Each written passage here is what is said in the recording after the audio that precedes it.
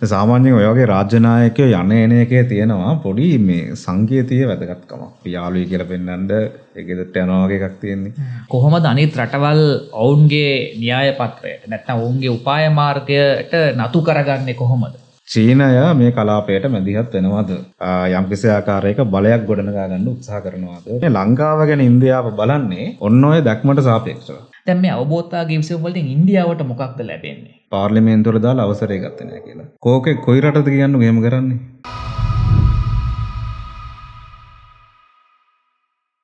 සුබ දවසක් සියලු දෙනාටම. අපි අදත් SL Pulse Political Talks තුලින් තමයි ඔබව හමු වෙන්නේ.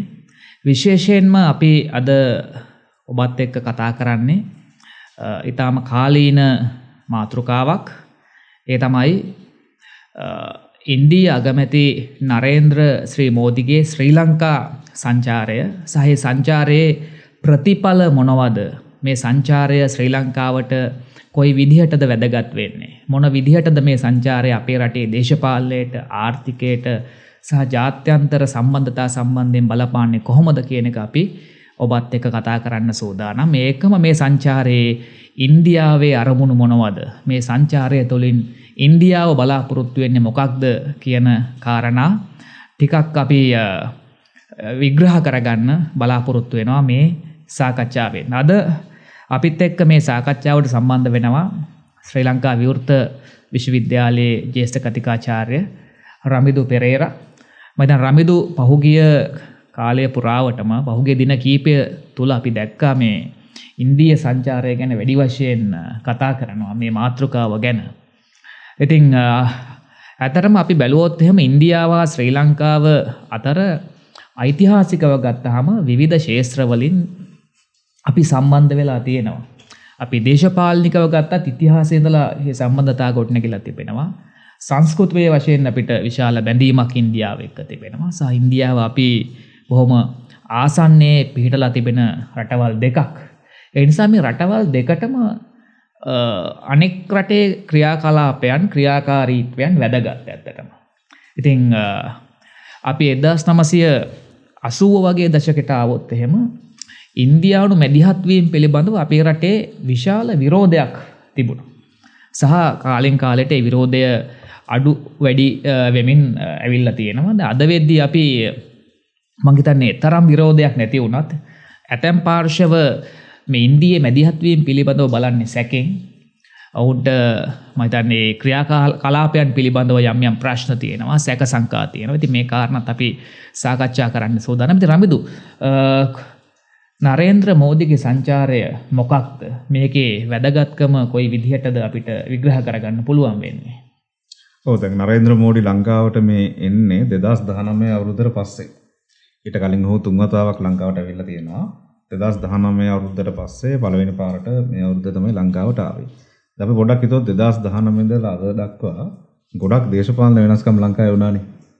දැන් 2020 දී අපි දන්නවා කොවිඩ් ප්‍රශ්නය ආවා. ඊට පස්සේ 2021 විශාල ජනතා නැගිටීමක් වුණා. ඊට පස්සේ ගෝඨාභය රාජපක්ෂ ඉල්ලාස් වෙලා ජනාධිපති රනිල් වික්‍රමසිංහ බවට පත් වුණා. ඊට පස්සේ ගිය අවුරුද්ද සැප්තැම්බර් වල තවත් දේශපාලන වෙනසක් වෙලා ජාතික ජන බලවේගයේ ආණ්ඩුව ආවා. ඒ වගේ දේශපාලන පෙරළි ගොඩක් වෙලා තියෙනවා. ඒ ගොඩක් දේශපාලන පෙරළි සිද්ධ වුණාට පස්සේ පළවෙනි පාර තමයි මේ නරේන්ද්‍ර මෝඩි එන්නේ. සාමාන්‍යයෙන් ඔය වගේ රාජ්‍ය නායකයෝ යන එන එකේ තියෙනවා පොඩි මේ සංකේතීය වැදගත්කමක්. දැන් අපි ගත්තොත් අපි අසල්වැසින් එක්ක සම්බන්ධකම් පවත්වන්නේ. අපි යාළුවයි කියලා පෙන්නන්න ඒකෙදට යනවා වගේ එකක් තියෙන්නේ. ඔන්න ඔහොම සංකේතීය වැදගත්කමක් තියෙනවා රාජ්‍ය නායකයෝ යන එන එකේ. ඉතින් අපි දැක්ක දැන් මේ ආණ්ඩුව බලයටපත් වුණාට පස්සේ ජනාධිපති අනුර දිසානායක තමන්ගේ පළවෙනිම සංචාරයේ විදිහට තෝරගත්තේ නවදිල්ලියට යන එක. ඊට පස්සේ මෙහෙට ආපු පළවෙනිම මේ රාජ්‍ය නායකයා තමයි අනුර දිසානායක ජනාධිපති වුණාට පස්සේ නරේන්ද්‍ර ශ්‍රී මෝඩි. ද සංකේතීය වශයෙන් මම හිතන්නේ මේක පෙන්නනවා ඉන්දියාව සහ ලංකාව අතර යම්කිසි ආකාරයක යහපත් සහ ධනාත්මක සම්බන්ධතාවයක් පවත්වාගෙන යන්නට දෙපාර්ශවයේම යම්කිසි උනන්දුවක් තිබෙන බව, ඒ උනන්දුව ඉන්දියාවටත් තිබෙනවා කියන එක තමයි සංකේතාත්මකව මේ සංචාරයෙන් පෙන්වන්නේ. මම හිතන්නේ ඒක වැදගත්කම ඒ විදිහට අපිට එක පැත්තකින් තක්සේරු කරන්න පුළුවන්. දැන් අපි බැලුවොත් එහෙම මේ විශේෂයෙන්ම ඉන්දියාව ජාත්‍යන්තර සම්බන්ධතා විශේෂයි ඔවුන් හැම තිස්සෙම ඔවුන්ට තියෙන උපාය මාර්ගික සැලැස්මක්. ඒ කියන්නේ කොහොමද අනිත් රටවල් ඔවුන්ගේ න්‍යාය පත්‍රයට නැත්නම් ඔවුන්ගේ උපාය මාර්ගයට නතු කරගන්නේ කොහොමද? ඒක අපි ගත්තොත් ලංකාව සහ ඉන්දියාව මේ භූදේශපාලනික වශයෙන් එකම කලාපයක ඉතාම ආසන්නයෙන් පිටලා තිබෙන රටවල් දෙකක්. එතකොට විශේෂයෙන්ම අපිට චීනයේ සම්බන්ධතාත් යම් මට්ටමකට අපි වර්ධනය කරගනිමින් ඉන්නවා. අනුර දිසානායක ජනාධිපතිවරයා චීනීයත් සංචාරයක නියැලුණා. එතකොට දැන් ඉන්දියාව මං හිතන්නේ දැන් මේක අර අපේ සමාජයේ තියෙන එක විවේචනයක් නෙමෙයි මේක. ඒ කියන්නේ ඉන්දියාව හැමතිස්සෙම උපාය මාර්ගයක් එක්ක එන්නේ. එතකොට අපි නිකම්ම කිසිම ප්ලෑන් එකක් නැතුව, සැලැස්මක් නැතුව, අපිට උපාය මාර්ගික සැලැස්මක් නැතුවද අපි ඉන්දියාව එක්ක ගනුදෙනු කරන්නේ. නැත්නම් මේ දේශපාලන නැත්නම් මේ ජාත්‍යන්තර සම්බන්ධතා විශේෂයි අපිට තියෙනවද ඉන්දියාවේක ගනුදෙනු කරද්දී ඉන්දියාවේ උපාය මාර්ගයට යටත් නැත්නම් නතු නොවි සිටීමේ සැලැස්මක් අපිට තියෙනවද? නැත්නම් අපේ කොහොමද ගනුදෙනු කරන්න කියලා මම හිතන්නේ මේ ප්‍රශ්නය අපේ සමාජෙනුත් අහනවා. එතකොට ඇත්තටම අපි රටක් විදියට මේ ඉන්දියාවේ තියෙන උපාය මාර්ගික සැලැස්ම පිළිබඳව ඒක ගැන අවබෝධයකින් කටයුතු කරන්න අවශ්‍යයි. කොහොමද අපි ඒක කරන්න ඕනේ? රටක් විදියට අපිට ගන්න පුළුවන් ප්‍රවේශය මොකක්ද?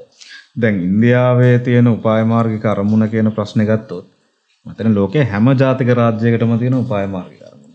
ජාතික රාජ්‍යයක් කියන්නේ යම්කිසි ආකාරයක ස්වාධීන ඒකකයක්. ඒතර විදේශ ප්‍රතිපත්තිය දිහා බලනකොට හැමෝටම තියෙන යම්කිසි උපාය මාර්ගික දැක්මක්. එතන ඉන්දියාවට උපාය මාර්ගික දැක්මක් තියෙනවා කියන එක 아무තු කතන්දරයක් නෙමෙයි. ඒ වගේම මම හිතන්නේ ජයන්ත කිව්වා වගේ ඉන්දියාව කියන්නේ විශාල රාජ්‍යයක්. ඒතර අපි ලෝකයට යක් ඔය සිටියම දිහා බැලුවම සමහර කලාප තියෙනවා ඔය වගේ විශාල රාජ්‍යයක් තියෙනවා. ඒ විශාල රාජ්‍යය වටේ පුංචි රටවල් තියෙනවා. උදාහරණයක් විදිහට චීනය වගේ රටක් ගත්තොත් චීනය සාපේක්ෂව විශාල රාජ්‍යයක්. ඒ වටේ තියෙනවා වියට්නාමය, ඊට පස්සේ කාම්බෝජය ඔන්න වගේ පොඩි රටවල්. ඊට පස්සේ යුරෝපා මහද්වීපය ගත්තොත් රුසියාව තියෙනවා. රුසියාව ටිකක් විශාල රටක්. ඒක වටේ ඔය බෝල්ටික් රටවල් තියෙනවා. ඉතින් ඔන්නෝම කලාපවල තියෙන වැදගත්කම තමයි අර කලාපීය බලවතා.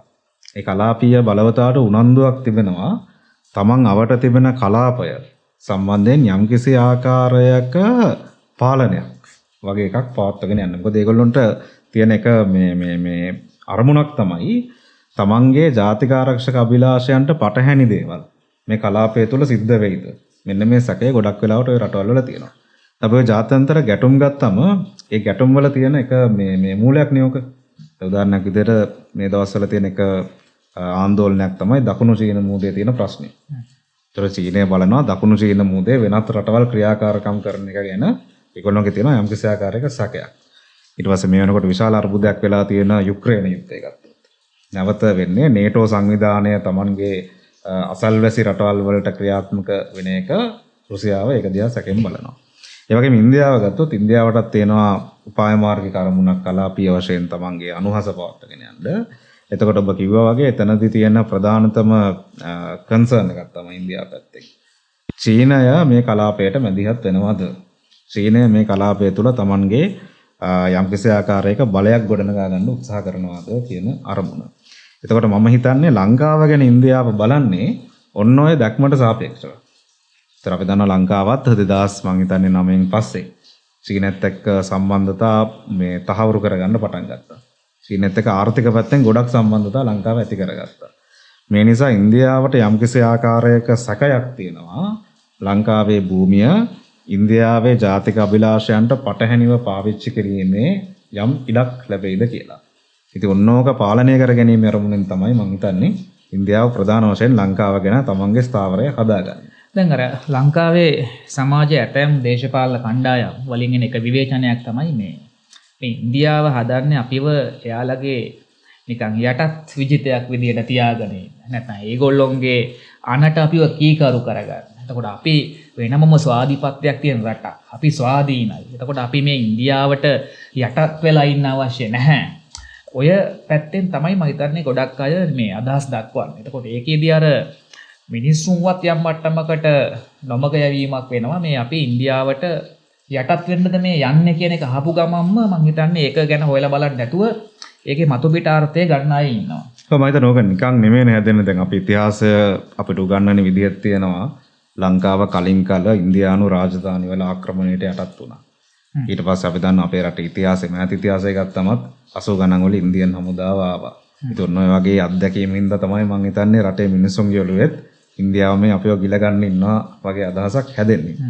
මම නම් ඔක දකින්නේ මෙහෙමයි. කියන්නේ ඉන්දියාවට යම්කිසි ආකාරයකට කලාපීය ආධිපත්‍ය පවත්වාගෙන යන්න අරමුණක් තියෙනවා. මම හිතන්නේ ඒක අපි ප්‍රතික්ෂේප කළ යුතු නැහැ. නමුත් ඒ වගේම අර යටත් විජිතයක් කරගන්නවා වගේ දේවල් ඒවා වර්තමාන ලෝකේ හැමම වෙන දේවලුත් නෙමෙයි. යම්කිසි සාපේක්ෂ ස්වාධීනත්වයක් සහිතව අපි වගේ පුංචි රටවල් වලට වැඩ කිරීමේ හැකියාවකුත් තියෙනවා. දැන් ඔය පරමාධිපත්‍ය කෙනෙක් ගත්තොත් එහෙම නැත්නම් ස්වාධිපත්‍ය කෙනෙක් ගත්තොත් ඒක මේ සාපේක්ෂ කාරණයක් නේ. දැන් අපිට ස්වාධිපති කියලා ඉන්දියාව වගේ රටක ජාතික ආරක්ෂක අභිලාෂයන්ට සම්පූර්ණයෙන්ම විරුද්ධව ඕනනම් වැඩ කරන්න පුළුවන්. හැබැයි ඒකේ කන්සික්වෙන්සස් උත් තියෙනවා. ඒ උදාහරණයක් විදිහට 1980 ගණන් වල අපි කරේ ඒකනේ.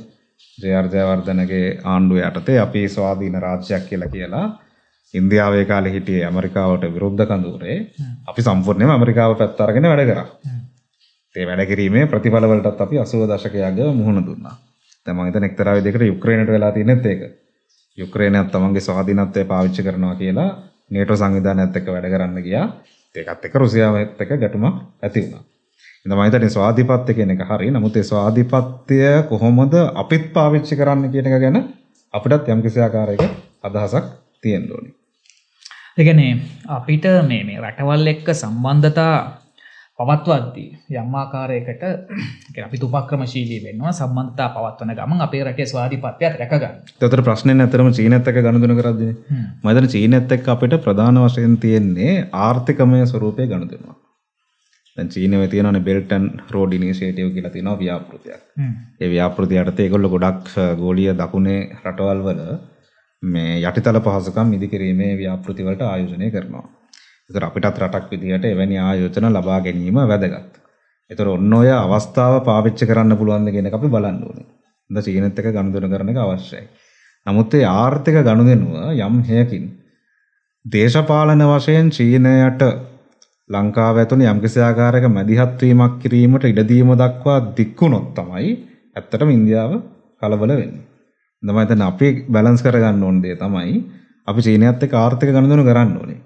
මං හිතන්නේ චීනයත් එක්ක වෙළඳාම් කටයුතු කරනකොට ඉන්දියාව එහෙම දැඩි ලෙස විරෝධය දක්වයි කියලා.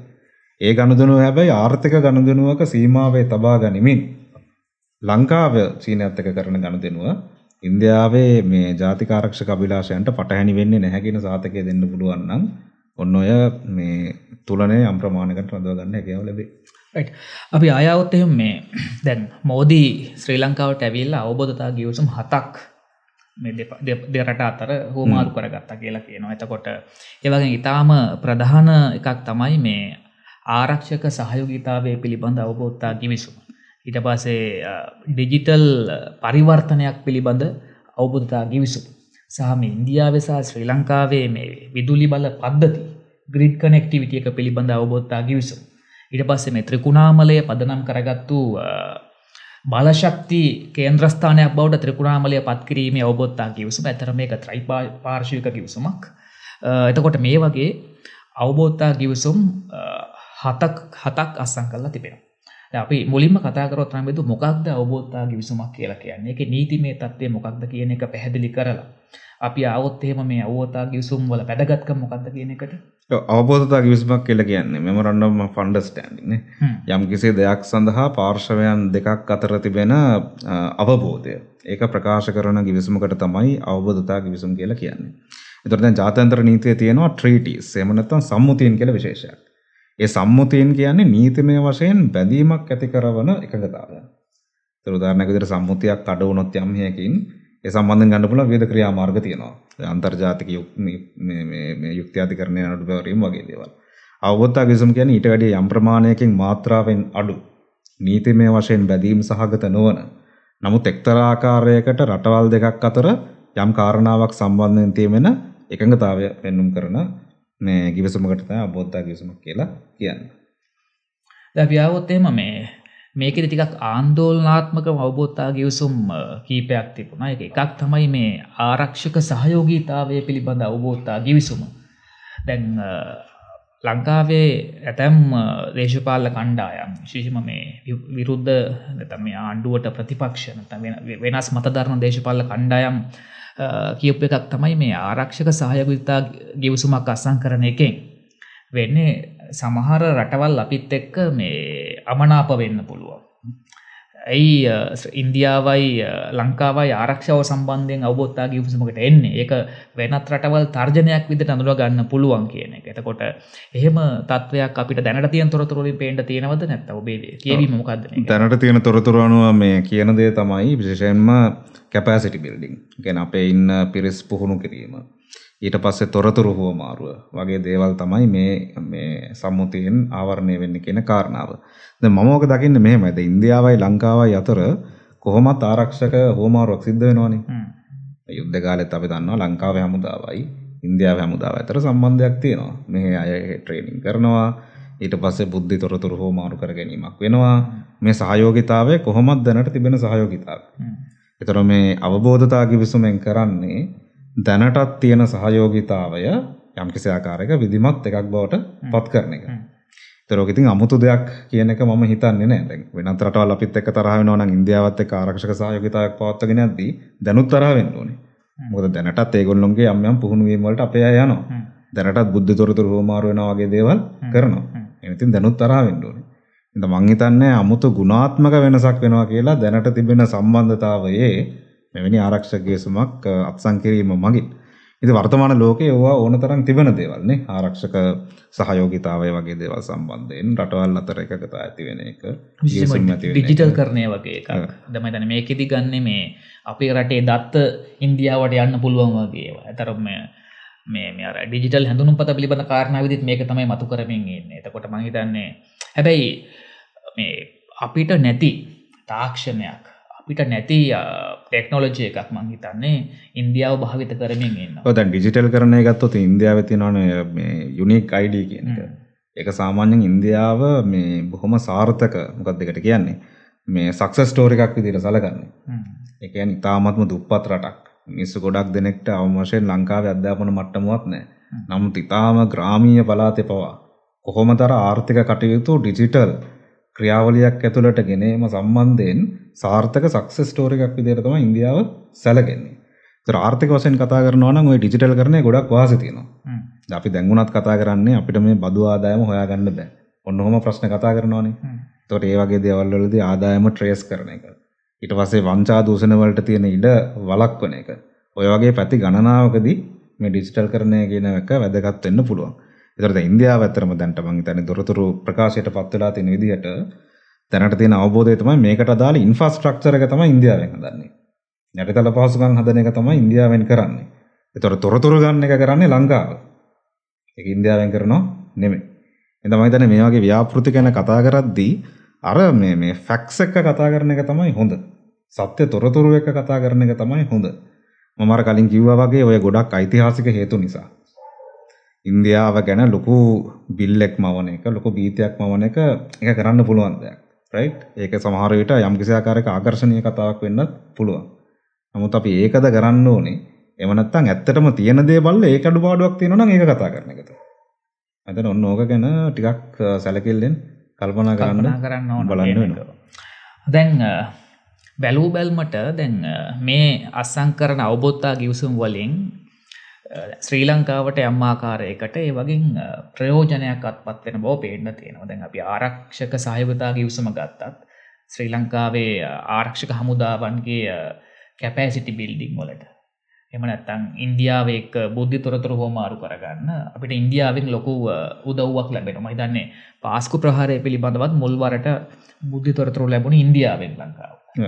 එතකොට දැන් ඩිජිටල් ට්‍රාන්ස්ෆෝමේෂන් ගැන තියෙන අවබෝධතා ගිවිසුම ගත්තත් අපේ රටේ තියෙන ඩිජිටල් කරන ක්‍රියාවලියට ආණ්ඩුවේ ප්‍රතිපත්තියට යම් ආකාරයකට තල්ලුවක් උදව්වක් ලැබෙන බව පේන්න තියෙනවා. දැන් මේ අවබෝධතා ගිවිසුම වලින් ඉන්දියාවට මොකක්ද ලැබෙන්නේ? ඔව් මම හිතන්නේ ඉන්දියාව බලාපොරොත්තු වෙන දේ තමයි ඔය තියෙනවා සංකල්පයක් soft power කියලා මෘදු බලය කියලා. කියන්නේ ඉන්දියාවට අවශ්‍ය තමන්ගේ අසල්වැසි රාජ්‍යයන් තමන්ට විරුද්ධව වැඩ නොකරයි කියන සහතිකය. ඒ කියන්නේ තමන්ට තියෙන අපිකට කියනවා sphere of influence කියලා. අනුහස තියෙන කලාපය. සාමාන්‍යයෙන් ඔය වගේ කලාපීය බලවතුන් තමන්ගේ අවට ප්‍රදේශය තලගන්නේ තමන්ගේ අනුහස තිබෙන කලාපය කියලා. ඒතර ඒ රටවල් තමන්ගේ අරමුණු වලට පටහැනිව නොයයි කියන එක ඒගොල්ලොන්ගේ පැත්තෙන් තිබෙන යම්කිසි ආකාරයක බලාපොරොත්තුවක්. එතන මම හිතන්නේ ඉන්දියාව ප්‍රධාන වශයෙන් බලාපොරොත්තු වෙන්නේ ලංකාව වගේ රටක් ඔවුන්ට සතුරුව නොයයි ඔවුන්ගේ අනුහස සහිත කලාපය තුළ රැඳෙයි කියන එක. ඒම රඳවා ගැනීම සඳහා අර බලහත්කාරය නෙමෙයි උදව් කරනවා. ආයෝජන වලට යම් ආකාරයකට ඉඩ දෙනවා. ඊට පස්සේ අපි දැක්කන දැන් මෝඩි අගමැතිවරයා ආවට පස්සේ සංස්කෘතිකමය වශයෙන් ගොඩක් දේවල් කරා. ශ්‍රී මහා බෝධිය වඳින්න යනවා. ඔන්න ඔය වගේ දේවල් හරහා තමන්ගේ යම් කිසි ආකාරයක ඒ තිබෙන කලාපීය අනුහස පවත්වාගෙන යන එක තමයි ඉන්දියාව පැත්තෙන් තිබෙන අරමුණ. විශේෂයෙන්ම ලංකාවත් එක්ක ගනුදෙනු කරද්දී ඒක වඩාත් වැදගත් වෙන තැන තමයි අර චීනය කියන සාධකය. අපි අපේ සාකච්ඡාවේ අවසාන භාගයට આવොත් එහෙම දැන් අපිට පේනවා මේ දැන් ඊයේ පෙරේදා මේ අවබෝධතා ගිවිසුම අසං කරන්න කලින් ඉඳන්ම ඉන්දීය ආයෝජන සම්බන්ධයෙන් විශාල කතා බහක් ඇති වෙනවා. එතකොට ශ්‍රී ලංකාවත් ඉන්දියාවත් අතර විශේෂයෙන්ම ඉන්දියාවේ ඉන්න ඊටාම ධනවත් ව්‍යාපාරිකයන් ලංකාවේ විවිධ ක්ෂේත්‍රවලට ඔවුන්ගේ ආයෝජන යොදවන්න උත්සාහයන් දරපු අවස්ථා තියෙනවා. විශේෂයෙන්ම අදානි අමුල් වගේ අය. එතකොට දැන් මේ අවබෝධතා ගිවිසුම් හරහා නැත්නම් නරේන්ද්‍ර ශ්‍රී මෝදිගේ පැමිණීම හරහා ඉන්දියාවේ ආයෝජන ලංකාවට යම් මට්ටමකට ගේන්න හෝ නැත්නම් එහෙම අවබෝධතාවයකට ගිවිසුමකට නැත්නම් එහෙම සම්බන්ධතාවයකට ඇවිල්ලා තියෙනවා දැන් තියෙන තොරතුරු අනුව නැත්නම් මොකද්ද බලපෑම ඉන්දියා ආයෝජන සම්බන්ධයෙන්? මම හිතන්නේ මේ අත්සන් කරපු ගිවිසුම් වල එහෙම ආයෝජන සම්බන්ධ කතන්දරයක් නෑ මම දන්න තරමින්. හැබැයි ඔබ කිව්වා වගේ ඉන්දියා ආයෝජන මේ වෙලාවේ ගොඩක් අපිට වැදගත්. මොකද ලංකාව තින්නේ ආර්ථික අර්බුදයක. මේ ආර්ථික අර්බුදයෙන් අපි එළියට එන්න ඕනේ. ඒතර අපි දන්නවා ඒ වගේම අපි එක්තරා විදිහකට ජාත්‍යන්තර මූල්‍ය අරමුදලේ වැඩපිළිවෙලක් ඇතුළේ හිර වෙලා ඉන්නේ. ඒතර මේකෙන් එළියට එන එක ගැන කල්පනා කරත් ද්විපාර්ශ්වික වශයෙන් රටවල් එක්ක සම්බන්ධතා පවත්වන එක සහ විකල්ප ආයෝජන අරමුදල් හොයාගන්න එක වැදගත්. ඒතර ඉන්දියාව වෙන්න පුළුවන්, චීනය වෙන්න පුළුවන් මේ වගේ රටවල් වලින් ආයෝජන අරමුදල් කැඳවන එක ලංකාව පැත්තෙන් ගත්තොත් ඉතාමත්ම අත්‍යවශ්‍ය කාරණයක් විදිහට තිබෙනවා. හැබැයි ඒකේ පරිස්සම් වෙන්න ඕනේ දේ තමයි ආයෝජනයක් වෙච්ච පමණින් ඒක නරක වෙන්නෙත් නැහැ. ආයෝජනයක් වෙච්ච පමණින් ඒක හොඳ වෙන්නෙත් නැහැ. සමහර ප්‍රොජෙක්ට්ස් තියෙන්න පුළුවන් අපිට වාසිදායක, සමහර ව්‍යාපෘති තියෙන්න පුළුවන් අපිට අවාසිදායක. ඒක වාසිදායකද අවාසිදායකද කියන එක තීරණය වෙන්නේ ඒක තියෙන නියම සහ කොන්දේසි අනුව. දැන් ඔයා උදාහරණයක් විදිහට කිව්ව ඔය අමූල් වගේ එකක් ගත්තොත්.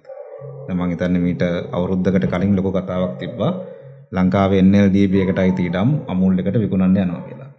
නමුත් මේ වෙනකොට ඒක නතර කරලා තියෙනවා. ඊට පස්සේ අදානි සමාගමෙන් ආපු මන්නාරම මේ සුළං විදුලි බලාගාරය.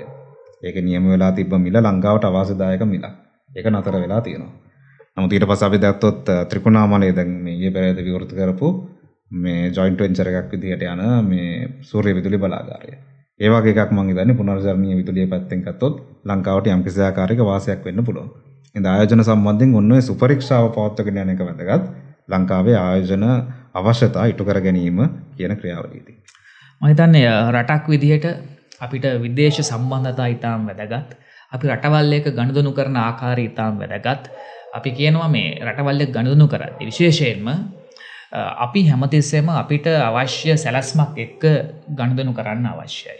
එහෙනම් අපිට සැලැස්මක් නැතුව අපි සම්බන්ධතා පවත්වන්න ගියොත් තමයි රටක් විදිහට අපි අමාරුවේ වැටෙන නිසා අපේ ස්වාධීපත්‍යයේ බලයට මම හිතන්නේ යම් ආකාරයකට බලපෑමක් හරි බාධාවක් හරි එල්ල වෙන්න පුළුවන්.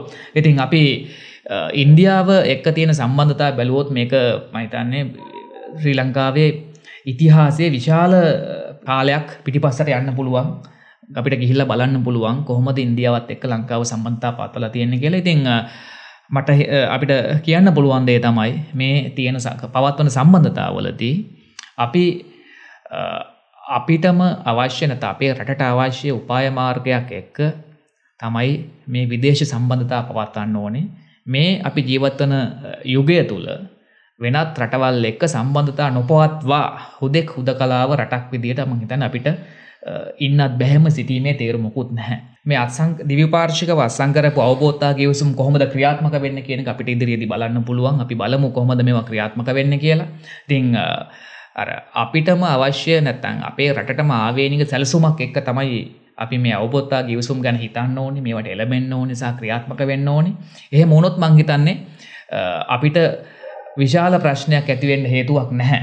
අපි දන්නවා මේ අත්සන් කරපු අවබෝධතා ගිවිසුම් නොදුරු දිනක පාර්ලිමේන්තුවට ඉදිරිපත් කරන්න නියමිතයි. එතකොට අපිට පාර්ලිමේන්තුවේ මේ ගැන ඇතැම් වෙලාවට වාද විවාද කරන්න පුළුවන්. මේ වගේ තිබෙන කරුණු සාකච්ඡා කරන්න පුළුවන්. බලපෑම් මොකක්ද කියලා සාකච්ඡා කරන්න පුළුවන්. මම එතන එකක් කියන්නම්. මම දැක්ක එක විරෝධතාවයක් මතුවෙනවා මේ ගිවිසුම් අත්සන් කරන්න කලින් පාර්ලිමේන්තුවට දාලා අවසරය ගත්තේ නැහැ කියලා. කෝකේ කොයි රටද කියන්නේ එහෙම කරන්නේ?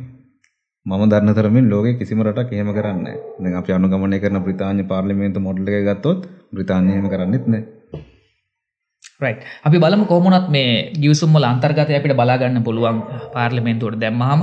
ඉතින් ඉන්දියාව ඉදිරියේදී ශ්‍රී ලංකාව සම්බන්ධයෙන් කොහොමද කටයුතු කරන්නේ? ඔවුන් අපිට අපේ රටේ සංවර්ධනයට කොයි විදියටද උදව් කරන්නේ කියන එක අපිට ඉස්සරහට බලන්න පුළුවන්.